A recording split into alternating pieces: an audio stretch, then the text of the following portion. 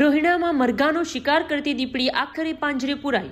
પાડી વન વિભાગે ગોઠવેલા પાંજરામાં દીપડી આબાદ ઝડપાઈ। ગ્રામજનોએ રાહતનો શ્વાસ લીધો। પાડી તાલુકાના રોહિણા ગામે છેલ્લા કેટલાક દિવસોથી મરઘાના શિકાર માટે આવતી દીપડી આખરે વન વિભાગના પાંજરે પુરાઈ છે।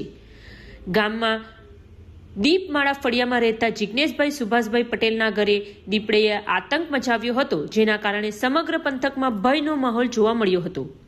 પ્રાપ્ત માહિતી અનુસાર જિગ્નેશભાઈના ઘરે છેલ્લા 3-4 દિવસથી રાત્રિના સમયે દીપડી ત્રાટકી હતી। શિકારની શોધમાં આવતી આ દીપડી દરરોજ 2-3 મરઘા મારીને લઈ જતી હતી। સતત થતા પશુઓના શિકારને પગલે જિગ્નેશભાઈએ તાત્કાલિક પાડી વન વિભાગને જાણ કરી હતી। વન વિભાગની ટીમે પરિસ્થિતિની ગંભીરતા સમજી ત્વરિત કાર્યવાહી હાથ ધરી હતી। ગઈકાલે સાંજે વન વિભાગની ટીમ દ્વારા દીપમાળા ફળિયામાં દીપડીને પકડવા માટે લોખંડનું મજબૂત પાંજરું ગોઠવવામાં આવ્યું હતું।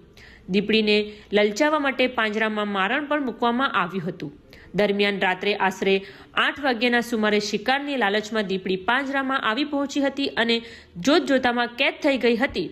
દીપડી પાંજરે પુરાયાના સમાચાર વાયુવેગે ગામમાં ફેલાઈ જતા લોકોના ટોળેટોળા ઉમટી પડ્યા હતા। વન વિભાગની ટીમે દીપડીનો કબજો મેળવી તેને સુરક્ષિત સ્થળે ખસેડવાની તજવીજ હાથ ધરી છે।